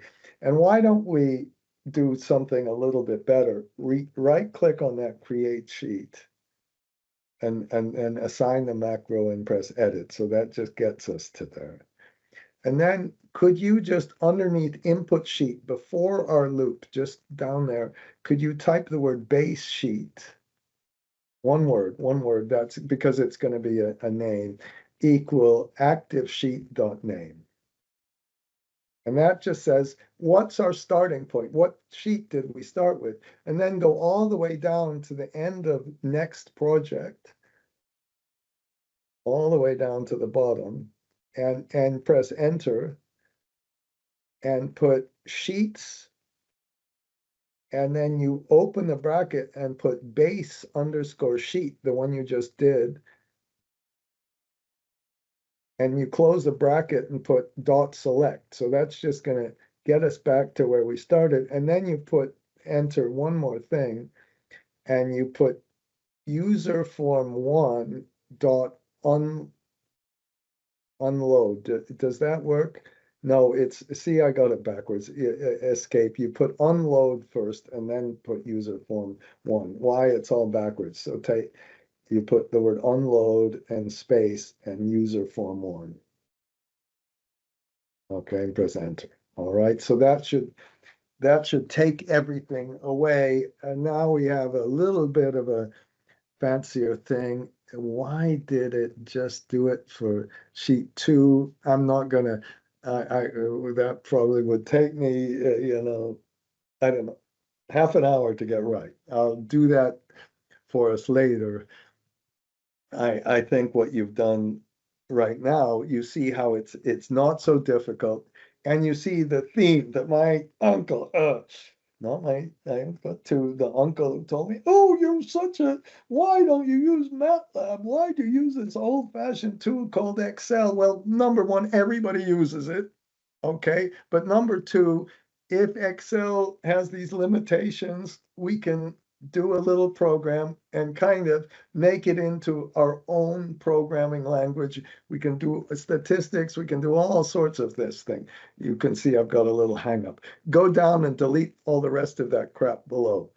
Okay, so all of that. And now let's make another sub. And this time you put just end sub. Change the word exit sub to end sub. Okay. That's just that's our subroutine. Press enter. So that's our first one. I think this is kind of important, and it's something important to understand, is you go down and there are a lot of things that work like this. The very, very first thing we talked in our very, very first session about, which was that using that thing to get the stock prices, that worked by putting a whole lot of different programs together. And I want to try to, by the way, let's do something before we do this. If you go back to the Excel and just look at one of the sheets we made, just go back to one of the, very good, any one of those. And if you go all the way down, oh, we had to divide by 0, keep going all the way down. That it added that copy and paste block. That's all I wanted to show you. And really, what we would have had to do is every time we're doing one of these insert sheets, we would have had to had another macro that calls the copy and paste block and does that iteration and does all that crap. I want to make that easier and do it differently. Every time, and I'm just going to repeat myself here, when we do that copy and paste block on a large file that we have, it's gonna be a lot slower. I'm not even sure exactly why. If Brian was here, he would explain the whole thing to me. Okay, well, maybe you could. But let's go now. I think let's try to delete the sheets. And for me, this is a very dangerous thing. Could you save the file again, just in case we delete every single sheet in this whole thing? And it's very good you have the auto save off. I leave it on too much. Now I've discovered you can kind of go back. So we're going to make this clear sheets. Could you just go back to where we were in the VBA and make another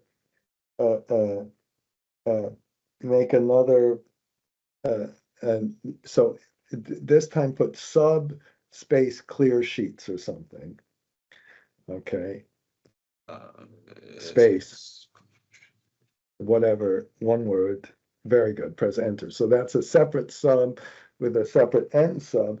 This time, what I suggest you do, and I'm pretty confident of this, we're gonna go around, but instead of starting with the start and going to the end, we're going to go to the end and go backwards. And when you go backwards instead of forwards, if you went forward, the problem with going forward would be that that once you deleted sheets, it's got a different number of sheets and you try to delete the next one, but we just deleted that one and I'm not explaining it very well. I'm just going to do it. Put FOR for, and how about, yeah, let's use project again. We can use any word we want. It doesn't really matter. Equal, but this time, put total project, start at the end. And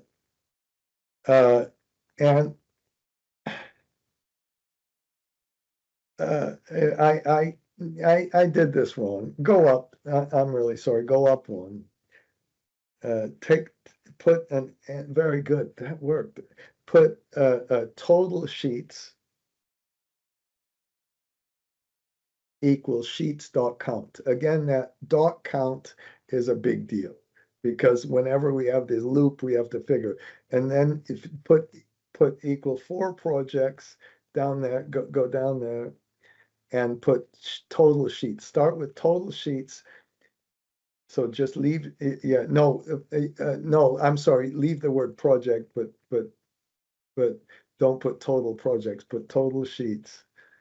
So we're going to start, that project is any number, 2, TO, nope, yeah, 1. So we're going to go backwards, and when you do that, you put a space and you put step after the same line, step -1. And so what all that means is we're going to, and press enter, all that means is we're going to go around and around, but this time we're going to start at the end because we want to start deleting the projects not at the very first, but at the very last. Press enter a few times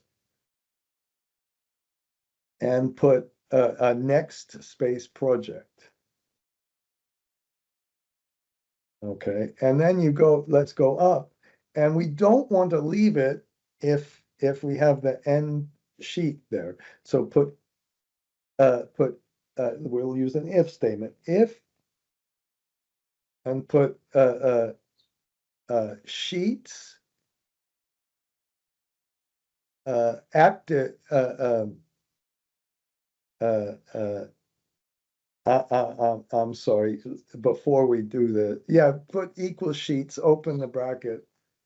Put sheet, change that, put equal, if active sheet dot name, active sheet, which dot name, if active sheet dot name not equal, put a not equal. No, I'm sorry, a smaller than and a bigger than sign, sorry.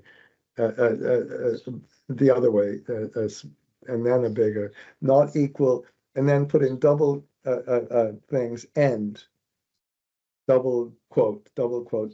And we name end with a capital E, I think. We gotta be really careful with the very last sheet. Very, very good. Yeah. Okay, put a capital, then. And then you put THEN, sorry, and then you go down and put press enter. And so what we're going to do is we're going to go around, and if it's not the end sheet, then we'll put active sheet dot delete. And you can see I'm terrified of writing it. And then we could do this, and can you then go back and put end if? So just go to the right, that's just the indent, that's just the style, just type the word end if. I meant to the left, not the right. I was really sorry about that. I'm dyslexic, okay? Put end if to go to the beginning. Just make that part of a little, bracket thing. I'm sorry, just take the tabs away. That's all I meant. Oh. Right, one more tab away, one more tab, and Okay. and then, very good. Okay, and then you can also go up, and you can kind of copy that where it says active sheet dot name, change it, go up and copy the whole line, and put if active sheet dot name, go up one, do that at the very, go up one, press enter again, paste it, and put if active sheet dot name equals start. That means we want to stop the whole thing. And then you can do that in the same line, put then and put exit for, put the word exit for. And what that means is it's going to end the whole thing. And then you go up one, and you go sheets, go up, go up, sheets, SHEETS, and you open the bracket and put project, and then close it and put dot select. Put dot activate, And here's what you do, put and press enter. Now, if you didn't know this works, what you would have done is, can you go back and take out that word dot activate and just put a dot? Just take out the dot too, and then put dot, and it doesn't tell you the list, put dot. Okay, put dot activate again. Go down just put sheets, type the word sheets just there again, just type it and put dot. And then it shows you all the options, okay? And that's pretty good. And that Microsoft has not changed this forever, but it shows you all the things you could do with sheets. Take that away. So if you go down, I think it says activate, I hope. I'm gonna probably make a mistake here, but can you see what we're doing? So we're going around, we're starting with the very last sheet, and we're saying go and make that our current sheet. So it's just like you were going sheet by sheet, and it's saying, find that last sheet. And then it says, if you go around and it's the sheet name is start, exit this whole thing, just exit this whole project loop. And then it says, well, if the sheet is not equal to end, so if we're not exit, then go ahead and delete it.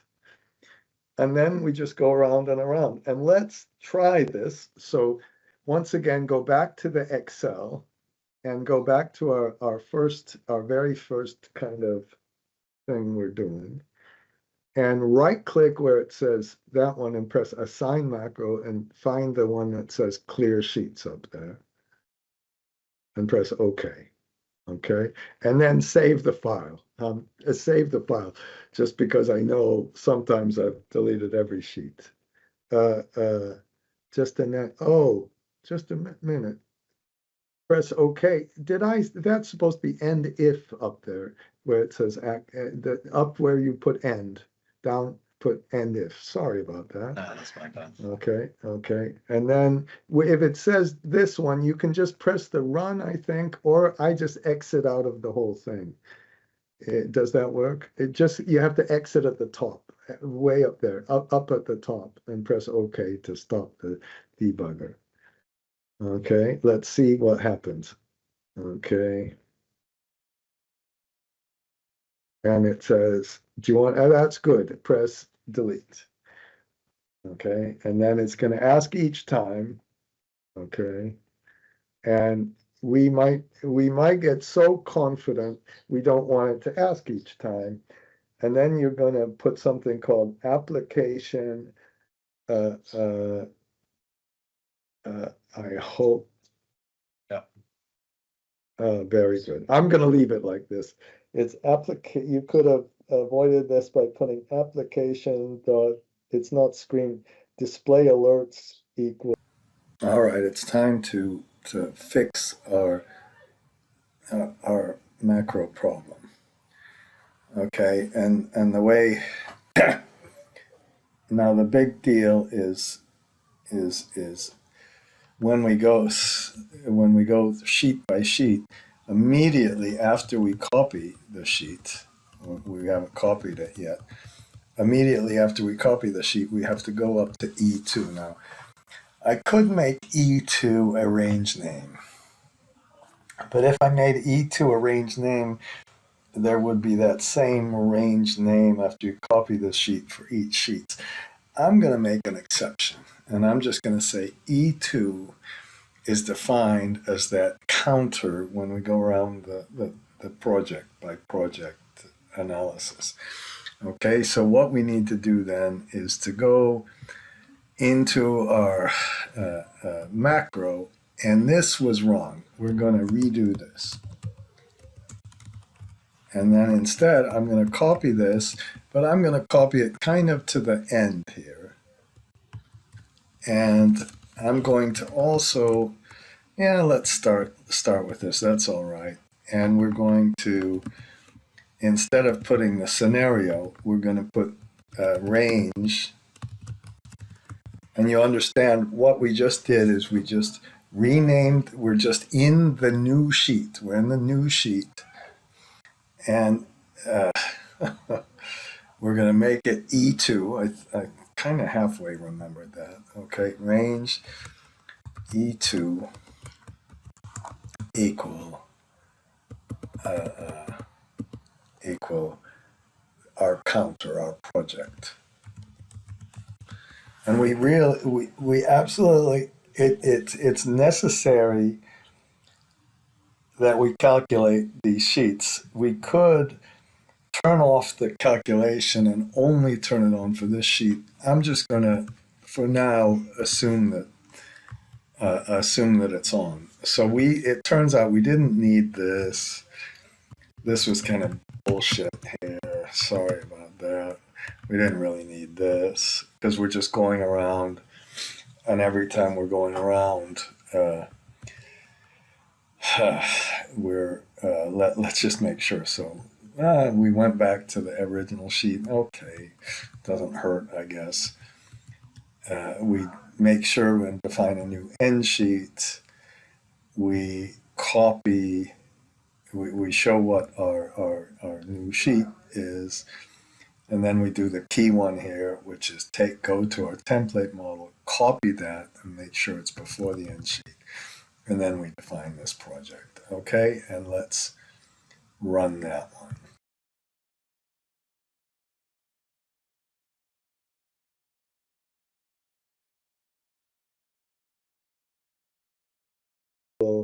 False, and then it wouldn't have shown those.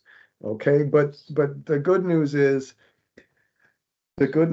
we've kind of got our thing set up, and now we can change the template model around, and we can just start adding things together. Now we've only got about 13 minutes left. Let's go to the consolidation sheet, and let's try to, let's just get for now, we could build all our financial statements on a consolidated basis.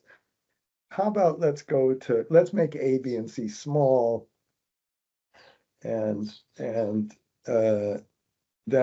how about let's first start with our timeline. So just it's almost, can you go to the template model? I hope this is going to work. If you go to the very top, could you copy all of our kind of, from the whole row 2 to the whole row, maybe, just end of period, maybe, because each one is going to have different construction periods. So maybe just copy the entire lines, however you wanted to do that is fine. Did that work? Could you, how about just get the total line, just click on the whole line 2, all the way starting in even A. Just press Shift space bar and just get the whole thing. Let me just. Okay. Okay, so that's so that, and now let's just start grabbing some stuff. Okay, so how about let's go down and let's go down to line 7, and yeah, how about let's put revenues, and then below the revenues, let's put expenses, operating expenses. Okay, and you can see that we could, yeah, and then put EBITDA, and then we could even get the whole cash flow waterfall. But how about, oh, let's just put CapEx. Let's just for now put CapEx. And then later we'll get all the financial structure, but let's just see how this kind of works. If you make D wider, now remember, we have the double dots, the whatever, the colon, 2 points, people say it differently, and let's just get the oh shit, I think, can you just go to the template model and find the line for revenues? So if we go down, we have our total revenues in line 59, and then if you go to K59, that's where we put them for the very first project, and then just kept going around. So the way you would do this is you'd go, let's just go to the consolidation sheet, and you put, let's go to K, and you put equal sum, and you open the bracket, and you type the word start, and I think we have to put a capital letter perhaps, because that's a sheet name, and then you put a 2 dots, the colon, and then end, again with a capital, and then you put the exclamation point. And I forgot what the number is already. What was that? 59, I believe. So put K59 though. You'll Oh, have to shoot. put, that's totally Yeah. fine. It's 59, yeah. Oh, very good. Okay. And then you press enter. And then if you can press Shift Control R. Okay, let's finally finish this session off. Okay. When I had to cut off our session, again, we didn't have a proper index function defined. So here I put a profit and loss statement on a consolidated basis. And on this consolidated basis, you can see how the revenues gradually go up, and then eventually maybe one day as the plants retire, they might go down even. Okay. And so we put our operating expense, but I did something a little bit differently. Again, another macro, and maybe you say I'm doing too many macros, but the indirect function does not work with the sum start and end. So what I did is I just in row, we go down around the rows again, okay, and we select the row in column number 6, and in column number 6 we go back to column number 5 and take the value from column number 5, okay, and if the row number is greater than 0. I don't know why I put this is this row number, okay? So if there's a number there, let's just see what I did. And for these numbers, I just I put the function row and went to the template model and got that. And here's why that's so important. These row numbers could change. If you start inserting or deleting a row in that template model, they could all change, okay? And then once they change, excuse me, you want another. You want to be able to change the formula. Okay, so do you see what here? It says start end, and we have the exclamation point and the double dot, the colon, and we say okay for each of these. This is 4, 5, 6. In number 6, we go back to number 5 and and from the row number in 5, create this little thing. And then once you have this, all you got to do is, once you have all this done, you copy this and how about just paste it. So this takes from K. Do you see this one was, I put this one in F, so this one in K, and then you can just press Shift Control R. So that assures that we can have a flexible method that will allow us to put additional rows and additional columns. You might say, why didn't you use the indirect for this? And I've tried the indirect, and it doesn't work with this sum function. At least I have not got it to work. Maybe, again, somebody else can get it to work. So now what we have, and let's just look at this. So if you press this button, it'll just create these formulas. I suppose just before we do that, let's look at that macro again. And I guess for this one, so if this row number in column number 5, that's DE, en français, and then we say, okay, if it's greater than 0, that means there's a row number, then do it.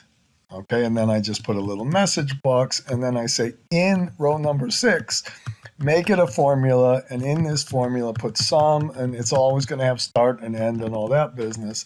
And then since we're in column F, and then we can copy that column forward, we'll do that, and then we'll grab this row number, and the row number is kind of not a great name for this, I guess, and then we'll close the brackets. So that's all we're doing.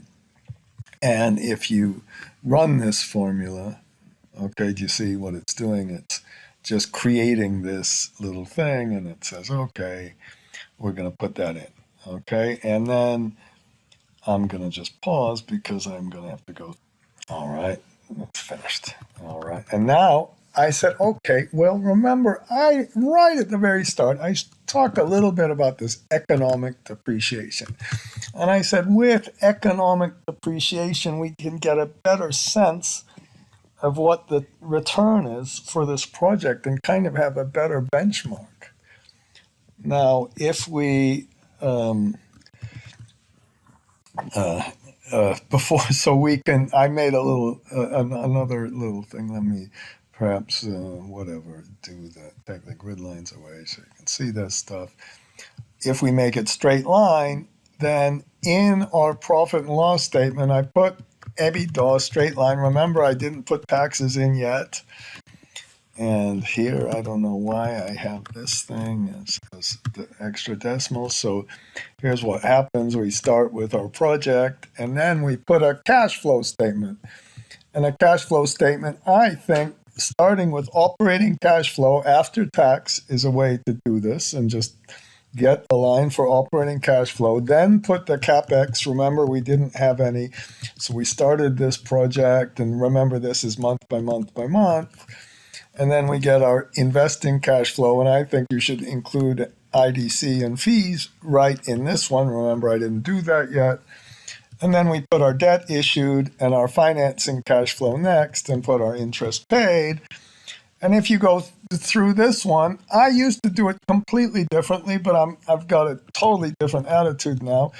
Just take our gross plant related to CapEx, our accumulated depreciation related to the depreciation expense up here. Our debt balance is just the opening debt balance plus the issues minus the repayment. The debt issues are right here, and the repayments are here, and we just have to be a little bit careful with a negative sign.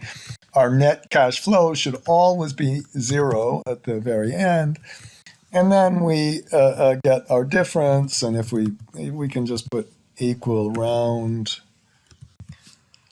of this thing, comma 0 equals 0, and oops, and I guess I have to wait for a second because it's starting to get, the whole model is starting to get a little big.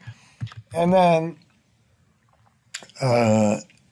good. So we have our balance sheet and the assets, and the balance sheet, shift control G maybe on this one, and how about shift control G on the assets, and we've got our kind of test of the whole model. And if you get really fancy, what you do over here on the sum is you just use an AND function. Okay?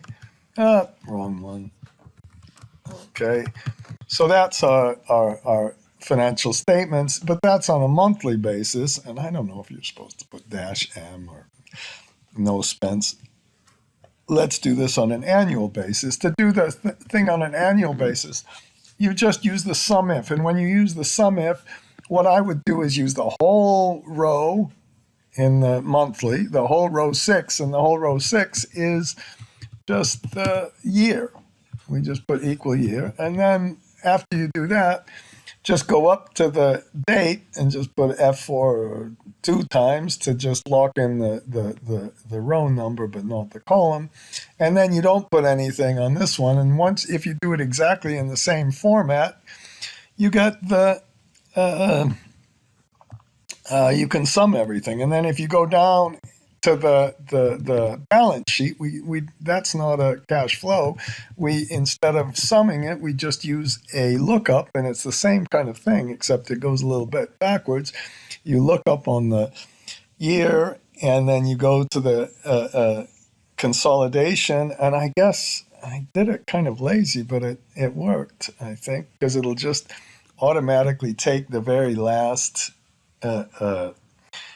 if we have all these 2025, it'll take the last one. Let's just make sure that really worked. So let's go to the gross plant, and the gross plant in 2025 should have been 949,788, and there it is. And you can go to the next one and the next one, and you can get all of these. Now, after that, I put some ratios in here. I suppose I should do a little bit of a thing. Let's just put number 4 here and make our color our sheet, and then do the same thing on the next one. Okay, and the reason I'm doing this one is this time on the A we have 6, and maybe I had 6. That's not very funny. That's kind of an idiotic thing to do. Okay, and now we can compute some ratios, and this for me was absolutely the key thing to doing everything, to looking at the whole thing. So it's blue because everything comes from another sheet, blah, blah, blah, blah, blah. And here's our CapEx, and our CapEx stops. And after our CapEx stops, things start to change. And then we can look at the return. Oops. And I suppose now I have to, oh shit, right click and go to format control and put some colors in this one so we can see it. Fine. Okay. And if we use straight line depreciation, just as we kind of expected, our ROIC starts really low and goes high, and we cannot tell. Number one, we can't tell what kind of rate of return we're really making. Out here, it's way too high. Out here, it's too low. No, perhaps way too low. Remember, when we looked at our project by project, we had these kind of project IRRs. We had some crazy ones. And let's say that the very last project we made, let's make it a little bit higher. Let's go to our input C and say, this one was more profitable because where's our battery? This is our capacity. Let's make it 600, and we can make this duration, and then let's go down, and for the costs, we went all the way down to 85. Let's go to 75, and let's pretend we get even a little bit of a higher rate. So for the battery cost, okay? And now if we would change this one, let's again, what? I can't talk. I can't stand the way I can't talk. Okay, if we go to our template model, let's make our template model number 12.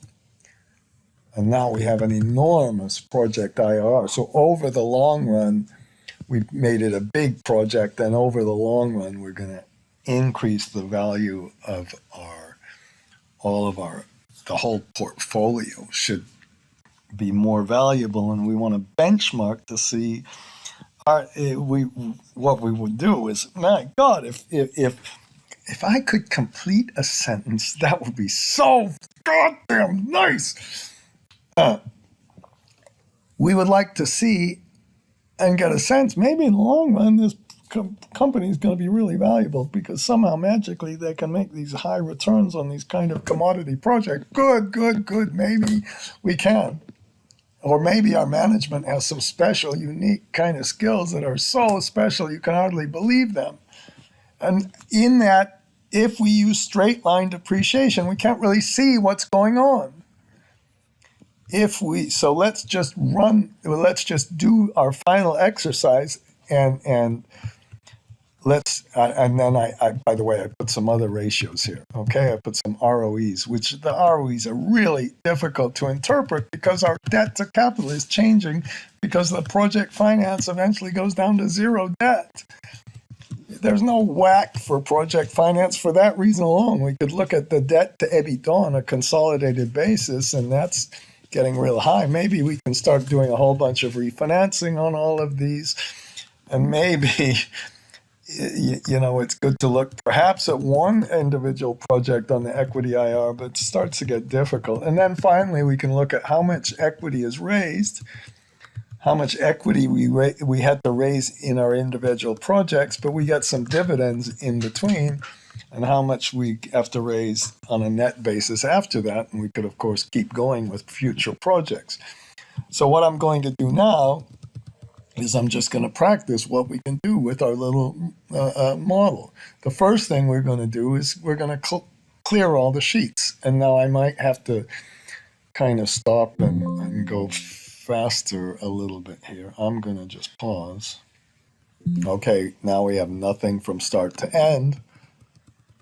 I guess I should have put a little thing to go back. And now we're going to create the sheets because we changed that one project. So I guess we have to create them all again. And I'm going to just pause again. So let's finish this off. So right now I put that higher project cash flow in the very last project. You remember that this, if we even go here, no, that doesn't really work. If we go to this very last project, up here, we get this 12% IRR. This project went into service in 2029. And so now and I guess we could even put this up here. We could do a little indirect and put what the project date is. And then if we have this one, our ROIC is going up by a lot, but we have no idea if the reason that ROIC is going up by so much, 2029 is over here, is that because the project is profitable? Again, we have no benchmark. If instead we do this on a, just a minute, why is it not changing? Just a minute. Okay. If we do this on, if we do this with a, don't ask me what I just did. If we do this on a consistent basis, and I'm trying to get to the stupid point. Now, this second project had a good rate of return, and then some of these projects less so good. The very last one, a little bit better of a project. Then we can start to see, where is the money coming from? Are you really earning a rate of return? Can you see just what a dramatic difference this little economic depreciation made, and the ability to measure true kind of returns? And nobody ever does this economic depreciation. I don't know why not. I think this case proved that it's really important, and that's where I kind of started this whole theoretical business. And that's enough for this video. I've gone on too long.